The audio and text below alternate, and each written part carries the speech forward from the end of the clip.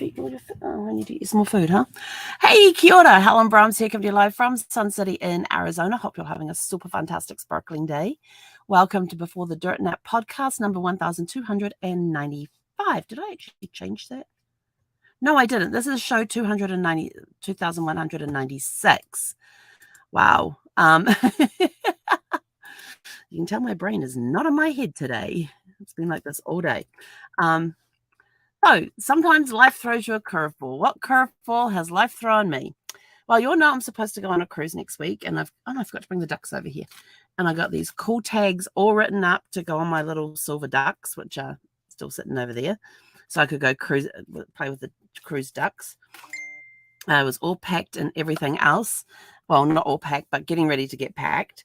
Tomorrow after I drop Zeffy off, I was going to go do laundry, and yeah, that's not going to happen. Yesterday I told you I was not feeling the best, and my body was telling me to rest. And yeah, I was not feeling the best, and I was like awake an hour, sleeping 2 hours, awake an hour, sleeping 2 hours. Then late last night, I finally found my oil flute bomb, which is an oil bomb of in a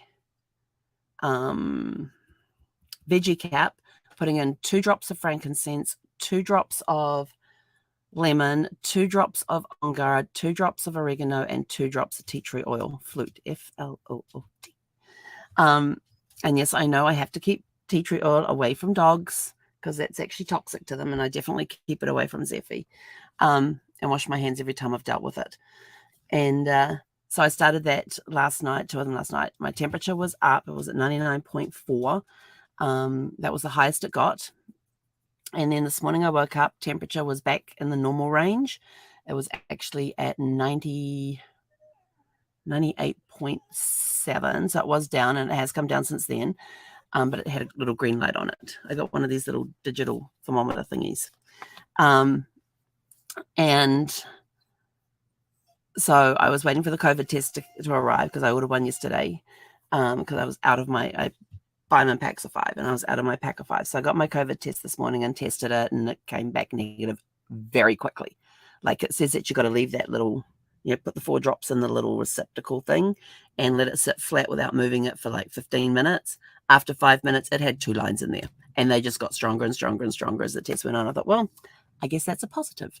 I am going to test myself again tomorrow and see what it comes back with, because today I felt so much better than yesterday. So much better. Today I had a lot more energy. I was up for anywhere from 2 to 3 hours before taking a 2-hour nap. 2-hour nap seemed to be and I don't even put a timer on. It just happens that way. And I was taking my flute bomb throughout the day, and feeling heaps better. I just got back from walking Zeffy, which has drained me. So she wanted to go for this big long walk, and I'm like, I don't think I can do that, Zeph. And then she wanted to go down this area where all these people were, and I'm like, yeah, no, we're not going near the people. She was not happy because down where all the people were was the house that gives her the big dog biscuits. If they're out on their front porch, then she literally pulls me up their driveway and onto their front deck so that she can get her dog biscuit from them.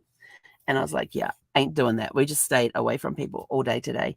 Have been isolating back here in the in Sparkles, the RV, and haven't eaten much today. I haven't had much of an appetite, but I have forced myself. I had breakfast, I had lunch. I haven't had dinner yet. So dinner's going to be soup.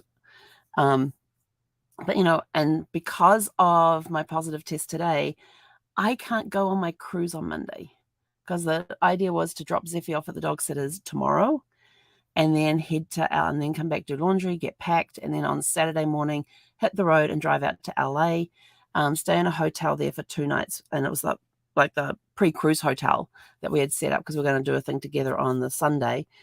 And I plan to basically spend the Sunday down in the lobby welcoming our group as they arrived. And then on Monday we could have gotten on the cruise. So now I will not get, I'm trying to get it out of its box again.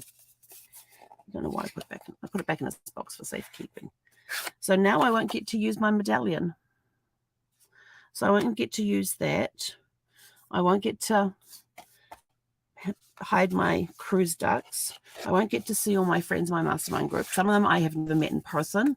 So it would have been the first time meeting them in person. And I'm totally bummed because I love, love, love, love cruising. And this would have been my third cruise since Brad passed. And I was looking forward to it because I was going to be on board with a group of friends, which takes the sting out of sailing by yourself, especially when you're with friends.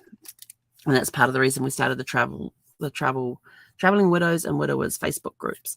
But there's mentors that have been brought in from Australia to teach and coach us and that sort of stuff too. And I am really bummed. I'm going to miss all of that and just miss the socializing time with the group and everything else. And I know they're going to have a really good time. But then I remembered that my saying is, no matter what happens today is always super fantastic and sparkling.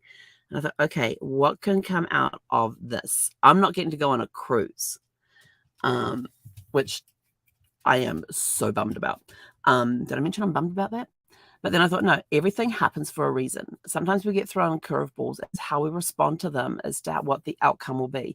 So for some reason, I am not supposed to be on that cruise ship.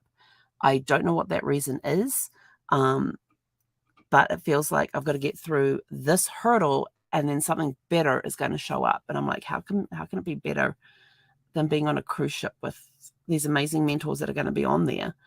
So like, that's a hard one to swallow. And so I'm keeping positive though that something better is supposed to come along, and it is a super fantastic sparkling day because now I know what was wrong and I can deal with that and I'm taking care of that. And now we just gonna have to make plans for what comes next. So it just depends on, when life throws you a curveball, how do you handle it? Excuse me. Do you turn around and knock it out of the ballpark? Or do you just let it go by? Me, I'm turning around and knocking it out of the ballpark. Where that curveball is going to land, I don't know. What opportunities are going to come from this, I don't know. But I am ready. I am ready to face whatever is coming because there is a reason that I'm having to go through this right now.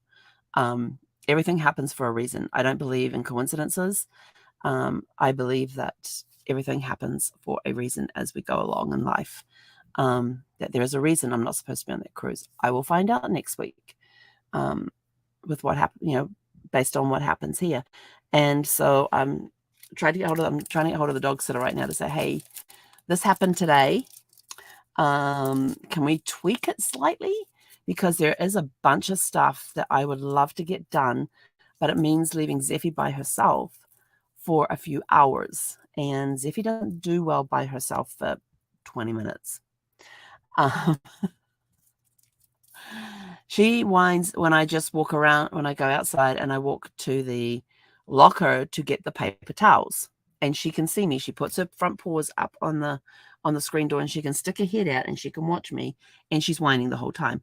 If I go around the back to empty out the tanks, she can hear me back there and I can hear her whining. So and so I can't leave her by herself for several hours. I've got storage units I want to go through. I want to do a complete revamp through the RV, starting at the back, working my way forward. There's a lot of stuff that I need to clear out, and a lot of laundry I still need to get done. I have way too many clothes. I got to sort through all my clothes. Some of my clothes are too big for me, so those will be going. Some of the clothes I have are a little on the small side, and I'm like, do I keep it? Do I not keep it? So there's all that sorting stuff, and a lot of it would be easier if I didn't have Zeffie here, because there's also stuff I want to do with the front window where I want to be outside and doing that, but she'd be outside on her long lead. So asking the dog sitter if we can just move the dates to Monday, and then they have her for the 10 days. So they still have her 10 days. And meanwhile, I can get all this other stuff done that needs to get done. So, and trying to wash the floor and vacuum with Zeffie around is not an easy task. Let me tell you. She tries to attack everything. But then as soon as you get the mop out and you start mopping the floor, she starts walking on it. These little paw prints. Yeah. Excuse me. So what's going to come out of this next following week? And then there's other stuff I need to do for my businesses as well. And like I've got mind maps that I need to do. And yes, I do need to do them, because if I can't build the business if I can't see the bigger picture. And the way for me to see the bigger picture is to do it as a mind map. So that's one thing that's on my task list to do. And I would actually love to be able to roll out the craft paper on the floor. But if I did that, a certain puppy would be walking all over it, trying to attack it, and trying to scratch it all up and everything else. So that would be very interesting because I did that once before. And I know I tried to crochet one time and she thought the ball of wool was something to play with, like a cat. And she became a cat and decided to play with my ball of yarn. I'm like, yeah, no, we don't play with that. So I haven't been able to crochet or knit since she's been here, and I've got some projects I want to finish off too. So I thought this would be a good time to, as much as I would miss her, but to have her out of the house for the 10 days, and then go pick her up, and she comes back and everything's sorted, everything's done, and I don't need to worry about leaving spaces for her to lay down, or I don't have to worry about her getting to a bed and that sort of thing. I can make my piles where I need to make my piles and not have to worry about her being able to move around. So anyway, that's it from me. It's a positive COVID test, and we'll see what happens from here. But today, feeling heaps better than yesterday. So much better than yesterday. I have not lost my sense of smell. I have not lost my sense of taste. I don't have chills. I don't have a fever. What else are the other ones? I have no aches and pains. What were some of the other symptoms? No nausea or vomiting or diarrhea, none of that. All I have right now is a cough and slightly blocked sinuses. To me, it feels like a cold. And I thought, I can deal with a cold. I've done them before. So yeah, it was kind of a shock to see but it was very definite. Like I said, within 5 minutes, it had 2 lines there, and those lines just kept getting darker and darker as the 15 minutes were on. I was like, yeah, do I really need to stay and sit here and see the whole 15 minutes? And so like it was like 6 minutes left. I thought, okay, that's kind of positive. So, but anyway, that's it from me for tonight. If life throws you a curveball, how are you going to handle it? Are you going to swing it and hit it out of the park? Or are you going to swing and miss? Or are you just going to stand back and let it go by? Those are your questions for tonight. Have a super fantastic sparkling evening. We'll see you back here around 6 p.m. tomorrow. Hey, Conora.